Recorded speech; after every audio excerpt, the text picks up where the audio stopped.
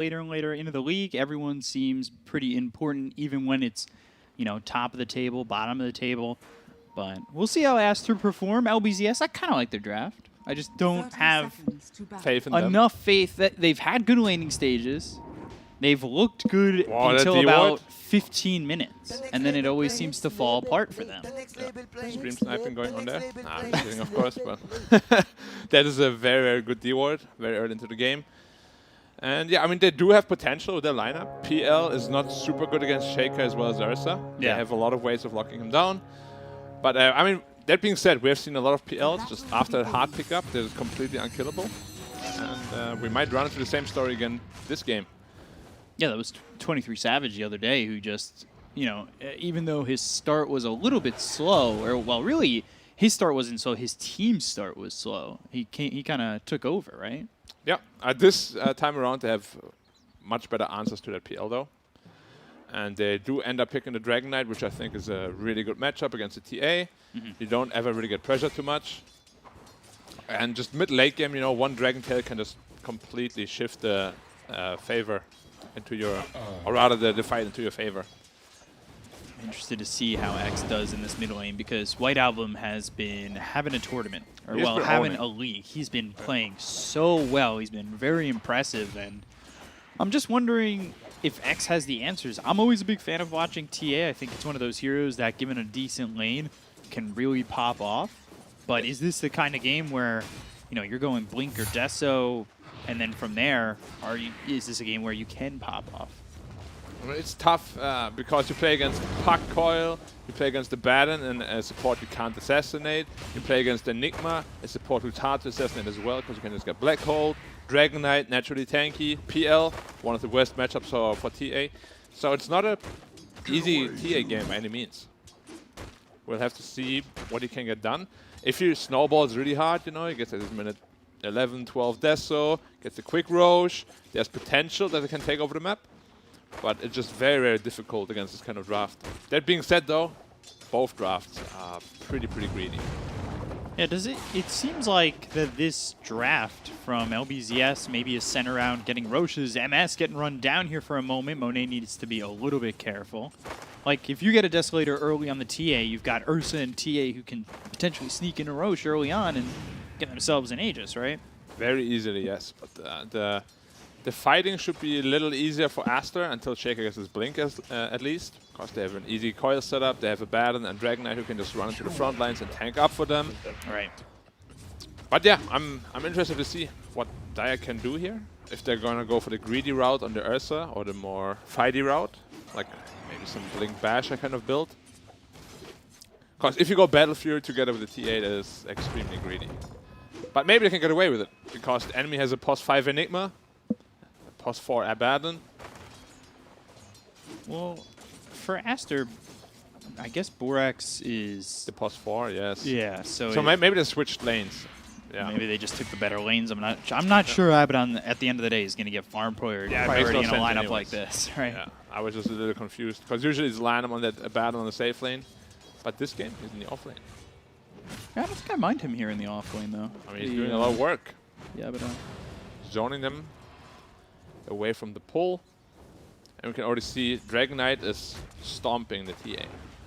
Now, I don't think that should happen. He's 10 CS ahead, doubling him. Yeah, that's quite the stomp happening over mid. That is not something that should happen. Like I said, you can't pressure the DK, but you can easily out-CS him with a refraction, of course. He should not be able to get 8 denies in. Right. And this is just confidence from White Album, too. He's had such a good league. It feels like right now he's playing as confident as ever. Yeah, great. We have said he's doing an amazing job. And again, this game starting to pop off already. And when DK gets over 6, it's not easy for TA anymore. That Poison Dragon takes away the refraction. You're suddenly range hero yourself. They should be fine. He just gets silenced. He's getting run down by Alanum. He'll eat a lot of damage. There's no up of Venom, but he's still outspeeding him. Yeah, if he doesn't TP or get away soon... He's got to get under the tower. If he doesn't get under the tower, he might just die here. 5 the silence doing this 4, damage. 3. Needs a couple. Is he going to dive the tower? He's got the Aphotic Shield. Yeah, Alanum. just runs down Zhao Fu. Without an oof even. No op of Venom. And still gets the kill. Very surprised by that. I'm pretty sure the Grimstock was also very surprised. Stun on the Shaker here. Yeah, Cat Yu going for the courier, but that might have been fine. so greedy. He might end up falling, but he's got a lot of distance with those extra boots of speed as well. There's no way to catch him. Yeah. You know what I just recently learned after like 15 years of Dota? Totem increases your attack range by 75. Did you know that? I'm going to say yes, but no. I'm lying. I spoke to a lot of post 4 players. I was like, yo, I just recently discovered it. They're like, what? I didn't even know that. Now I know why it's always so long when he hits me with it.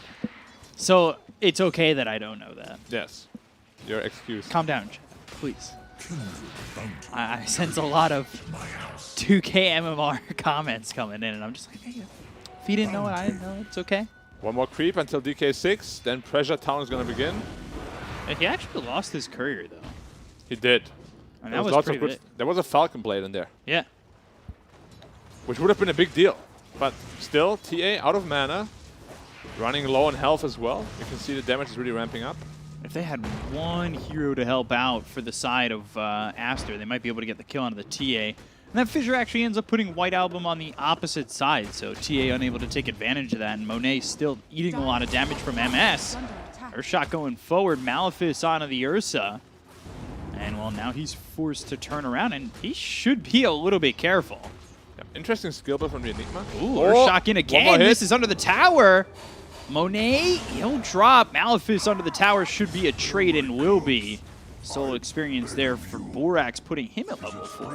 Yeah. Interesting skill build from the Enigma here. He maxed Eidolons before stun. Usually we see the max stun, in which case he would not have died there on the PL. You know? It's a little bit more of a greedy build coming out from Borax as expected.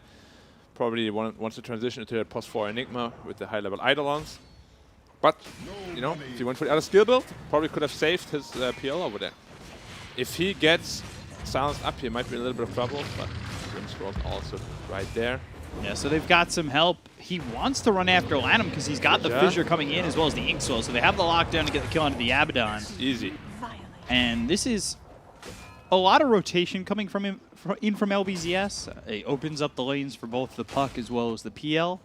And all they're they killing needed is to a stop 5 Abaddon. the DK though. Like, yeah. He's 16 CS ahead of the TA still. Like, he's absolutely destroying this lane. I don't think it should be this one-sided. If anything, you trade farm, you know, but you should never lose to a DK as a TA. Yeah, losing is a bit of an understatement. Down about 500 gold, not 19 that denies also.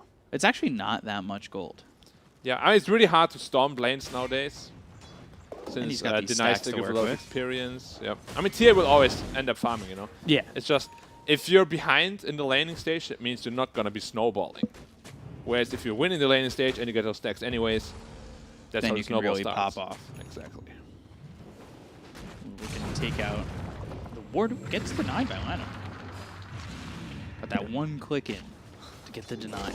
Yeah, that's what the support players hate the most, of course. Because wards do give a good amount of experience in gold. It feels really good. I did it a couple times yesterday. I denied some wards, and I was pretty happy about it. Beast Borax Blaster. taking a lot of damage, getting run down here. Irving looking for one more shot. Borax tries to get into the trees, but still a kill is there for Irving. He was run down just by summons. Yeah. Just 2 boars and the Necronomicons.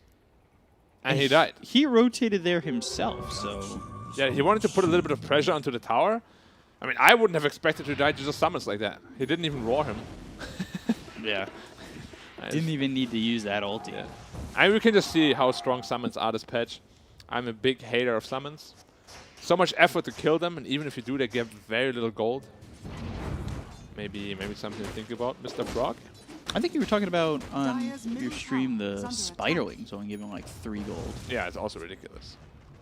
Felt pretty wild that it would just give up that little.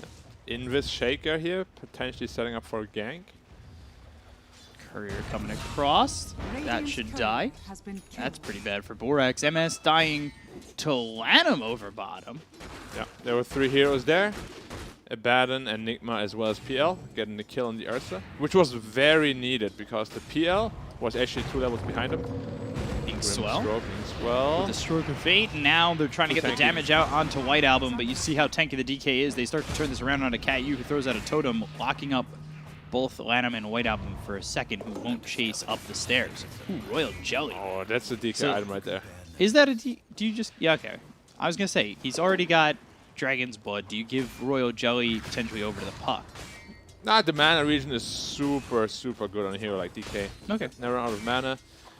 And of course, the additional health regen is also nothing to scoff at. Yeah, he's got the extra mana regen from the Falcon Blade. Yep. 10 extra damage. Now it's basically sustained forever.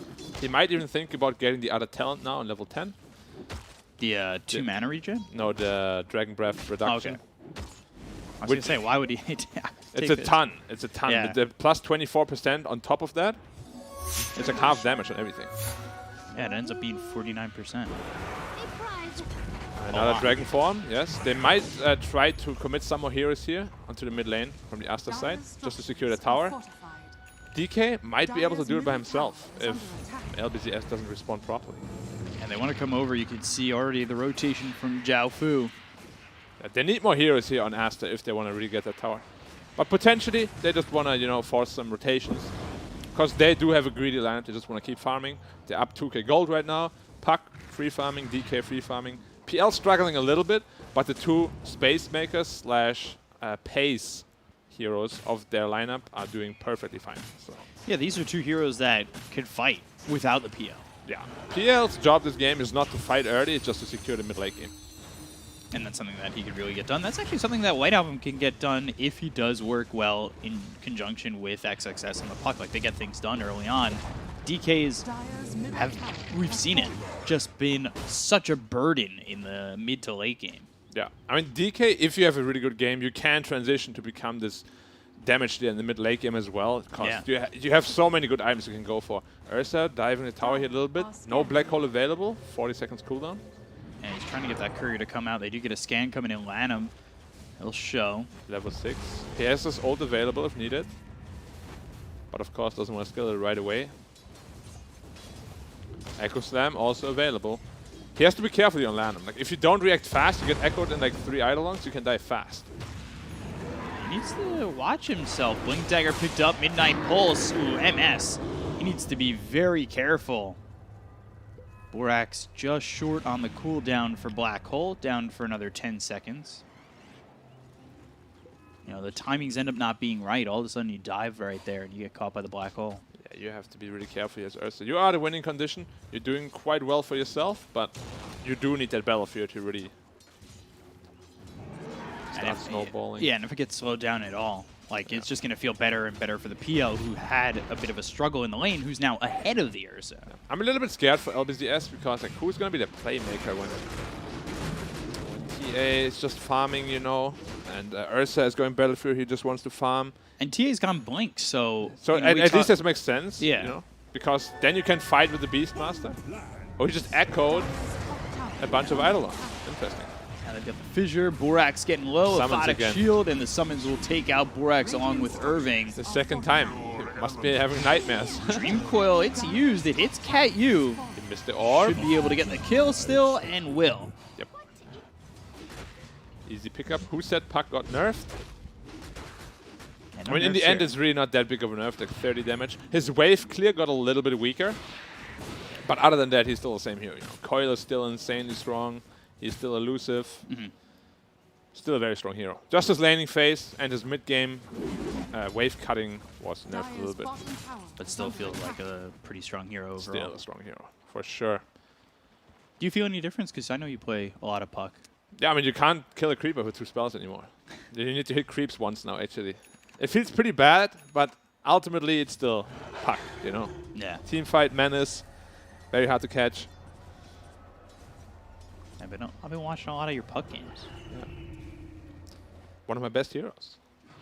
Definitely seems like it. Yeah, 45-0, no problem. DK going for a Heaven's Halberd here. Yeah, perfect He's item. pretty close to it, too. Yeah, I mean, it owns Ursa as well as TA. Both these heroes do the same thing. None of them have any magic. Even Beastmaster really has no magic damage at all. So they're all in physical, which Heaven's Halberd makes a lot of sense. DK, in general, is super good against these kind of heroes with the Dragon Blood. Anybody here picking up a Crimson Guard for Aster? It's possible. It just always feels a little bad against these Necros because you can just purge it off. Right. I feel like Crimson Guard should not be purgeable, but maybe there will be a change that happens in the future. Wouldn't mind that change either. Because that's really like why people don't want to buy Crimson Guard anymore. It's really expensive, and on top of that, you just purge it. Yeah.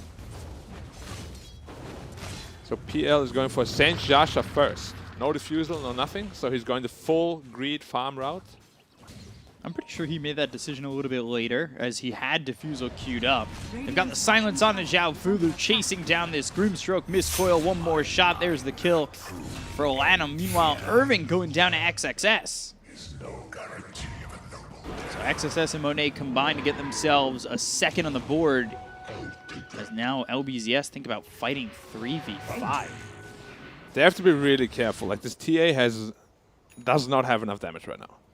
She needs a Desolator. Yep, needs a 900 gold for that. And then they need to start fighting. Ursa, however, went for the Battle Fury, so the team fight isn't super strong. This TA can still get caught out very easily by one Dragon Tail or a Black Hole.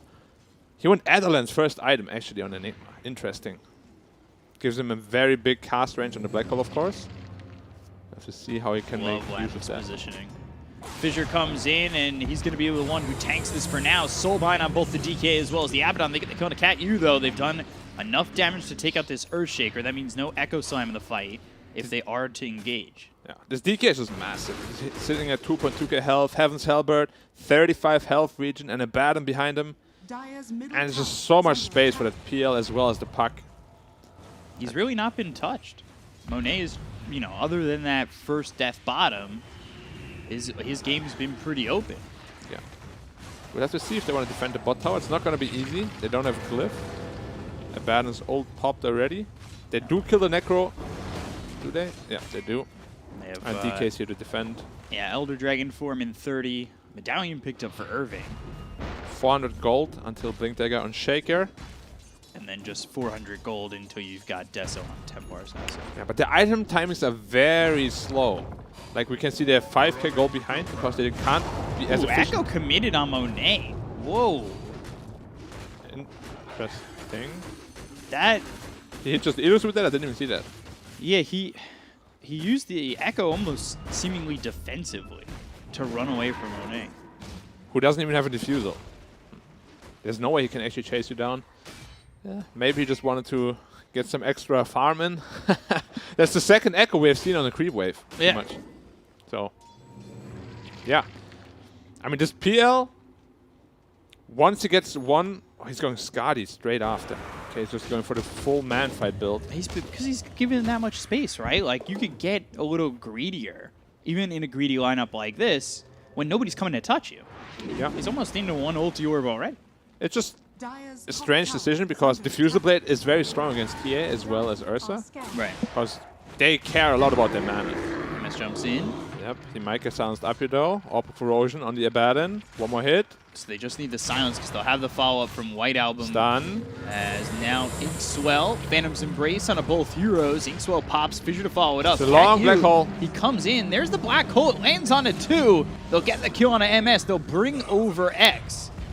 They already killed off the Ursa, though, and, well, this is... Oh, jeez. X showing up and one-shotting Borax. Now they've got the Dragon Tail as well as the Dream Coil on a 2. They'll take out Irving. They look over at the Grimstroke. Cat U blinks in. He doesn't have an Echo Slime to drop it. They get the kill on the Zhao Fu. They look over at X. The TA now on the run. Needs some help from Cat U. He's got the Fissure on cooldown, Illusory Orb, as well as the Silence onto the TA. Popping the borrowed time, getting the kill, taking out 4, and Aster come out ahead. And that is all without the Phantom Lancer. Who is still just happily farming away.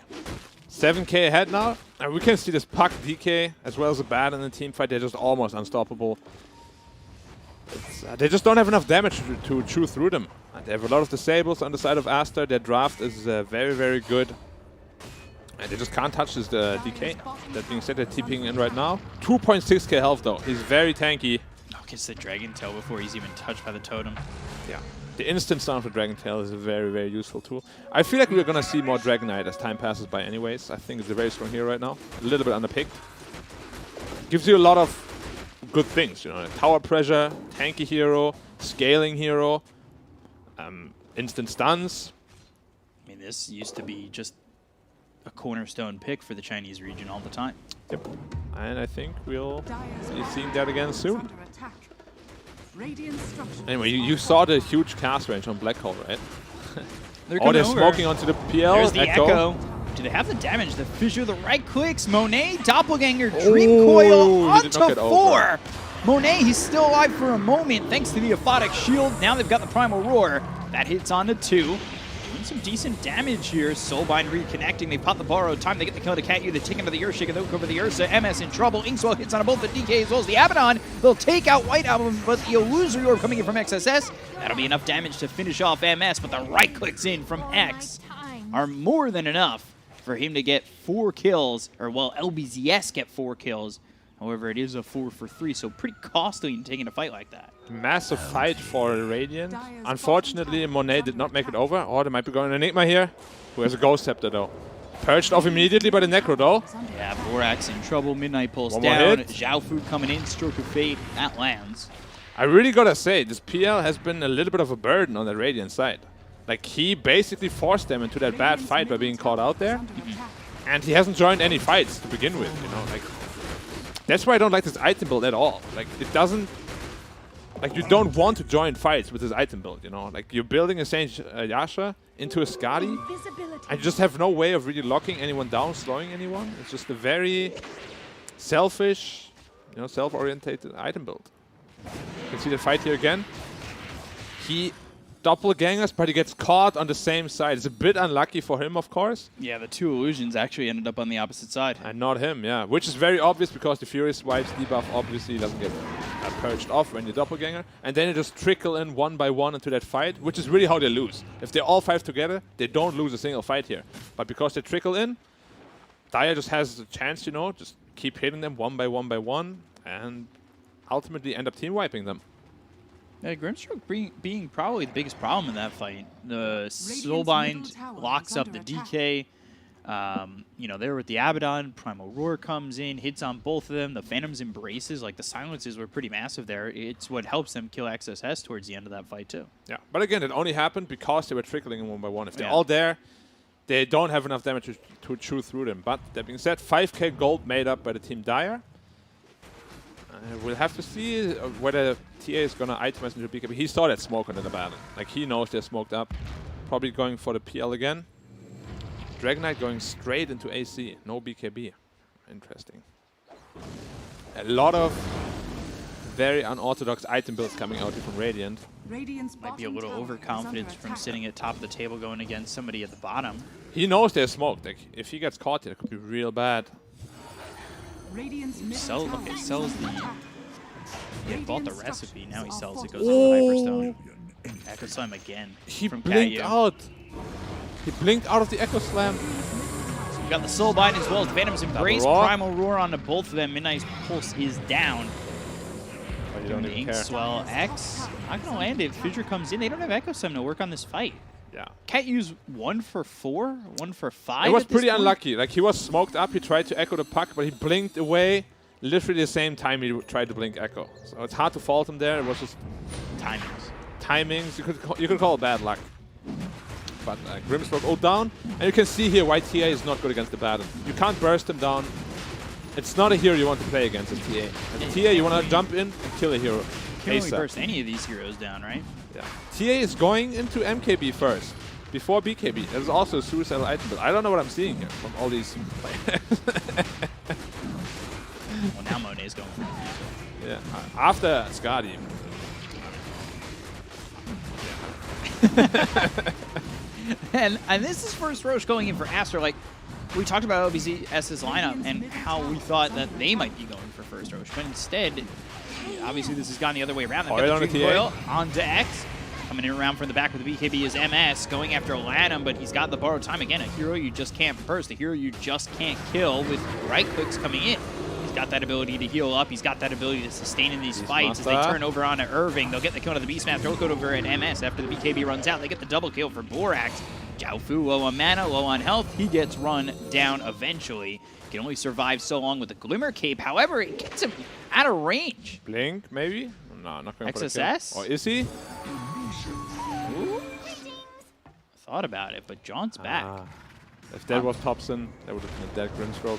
I'm surprised they really just let him off the hook. Like, yeah, I thought he was dead too. But chasing also gives more time for the Beastmaster and the Ursa to come back. You can just go get Roche. Yeah, just going the conservative route. Oh, Shaker wanted to blink in, potentially steal the Roche, but good awareness by Radiant there. I mean, he also just walked past 2 Dragon Knight illusions. Like, I don't know what he was thinking.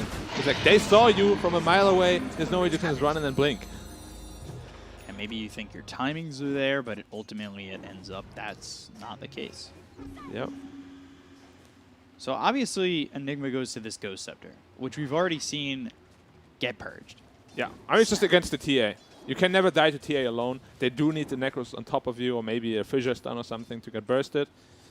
My only point on that is, you know, it's a very selfish item. It's a bunch of gold that's not going towards BKB. Yeah, or Blink Dagger. But now he finally picked up his Blink Dagger. As I said, like, all these items right now, they seem very selfish. Like, they don't really seem to think too much about the team, you know? More like about themselves. Like this Skadi pickup, this MKB pickup on the TA. His Ghost Scepter as well. They're all very like, you know, I can't trust them, I'll trust myself. Of course, that's not what's happening. Smoke immediately into the DK. Yeah, White Album. He has an AC, he's very tanky against his all-physical lineup. And he's got Elder Dragon Form in just 5 seconds. They've got the Silence as well as the Primal Roar onto both the DK as well as the Phantom Lancer. That's going to break the Soulbind, but they've got the damage coming into White Album. They might be able to get the kill. The Stroke of Fate comes in, and now they'll finish off White Album with a Black Hole on the 3. No way to stop this at the moment until the Phantom's Embrace is finally off cooldown. They get the kill on the Blorix. They'll take out 2 on the side of Aster with the Fissure coming in onto both this Phantom Lancer as well as the Abaddon. They go to the Echo Sword, but it misses. It misses Monet and only hits on Aladdin and does barely any damage. They get the kill on the Xiaofu, MS as well as X. They'll take out Irving. Triple kill for Monet. It's another Echo Slam that just doesn't do the job, and Aster take advantage. The massive Black Hole by Borax there, pretty much the reason why they won the fight. He gets Ursa as well as TA, which are the big damage dealers of their team. PL, they don't have enough damage to deal with them anymore because they blew all their load for the Dragon Knight, who is insanely tanky, sitting at 3.2k health, plus that AC. Going into Ags next. Yeah, he is just a menace to deal with, man. If you have to use all your spells to burst down a DK, you know, this PL will just, like, you have no damage left. You can't deal with him at all. He still has his Aegis up. Finally finishes the Fusel Blade too. So while they're taking top set of racks. Yeah. That should be just a free Rex. Don't think they can fight this one at all. And then they're probably just going to do the same thing with another lane. Probably mid lane. DK. Just using Dragon Form to farm some jungles. Why not? Gets the Titan Sliver. Probably going to give that one to the PL, who is now pressuring the mid tower. And this is like the time where it's really tough to deal with this PL, you know. He has his Aegis timing. Very strong with the Diffuser Blade. Back up to the Abaddon. Coil. Dream Coil. And then Waning Rift Silence on Irving. Stroke of Fate comes in and hits on the 3, but it's not going to matter. They get the kill on Irving, and now Monet, after those 2 deaths before, I believe, getting any kills, is now 4-2-1. Yep. And that means no Beastmaster for 40, no buyback on him, no Echo Slam ready. They don't have the damage to deal with the Radiant push. They might have to concede another Rex here. They cannot fight without a Beastmaster. Yeah, this is really tough. They don't have the Primal Roar to go with the Soulbind. Echo Slam on cooldown. Just a lot of their team fights out and about right now. So it's so hard to answer this Aster team who is on the high ground and just pillaging your base. So MS moves forward, but look at the damage. Oh. He's trying to fight into this. He might just die here. Yeah. Again. I know what he expected. Now he has no ult to work with for 50 seconds. Kind of like an anti-timing, because Beastmaster's alive, but you are not ready to fight. So they will have to concede another melee Rex. Soulbind, Phantom's Embrace, Primal Roar. They're trying to go for this. The Soulbind now attaches over to the Abaddon and the DK. Monet sitting pretty low. Still has that Aegis, though. They've got the Disarm onto the TA. There's the Fissure as well as the Totem. They'll pop the Aegis. Black Hole up in 10. And they need to be careful. Dream Coil on the backlines. They look over and stun MS, who pops the BKB, trying to man fight 1v2. And he just loses. He's standing in the Midnight Pulse. He'll go down. Did for 50. Does have buyback as LBZS. They start to retreat back into the base while the Tier 4s are getting attacked by Team Aster. LBZS just consistently no answers at the moment. They're hoping to land a game-saving Echo Slam here, and it might show itself, but I don't know if it's even going to be enough damage to get the Kona Irving. They look over at X. They've got the Fissure on a 2. Cat U now with the Totem, but the Black Hole comes in. This Phantom's Embrace will stop that. And now the Echo Slam comes down, but you just look at the damage it doesn't do, as Cat U will die and the GG is called. Game 1 going the way of Team Aster over LBZS, and little to no doubt in which way this game was going to go almost the entire time. Yeah, I think the laning phase, especially the Dragon Knight against the TA, is a very big reason why it went that way. Puck also completely free against that Beastmaster. As we said, the two pace setters of the Radiant team are completely free farming, and they showed why that is so scary. DK was the front lining, while Puck was killing the back line, and every team fight pretty much. They had one pretty bad hiccup in the mid lane, but other than that, they played a very, very solid game. Yeah, I mean, Aster showing why they're sitting at the top, and LBZS unfortunately also showing why they're at the bottom of the table. Yeah, so Aster putting on a pretty good performance, 26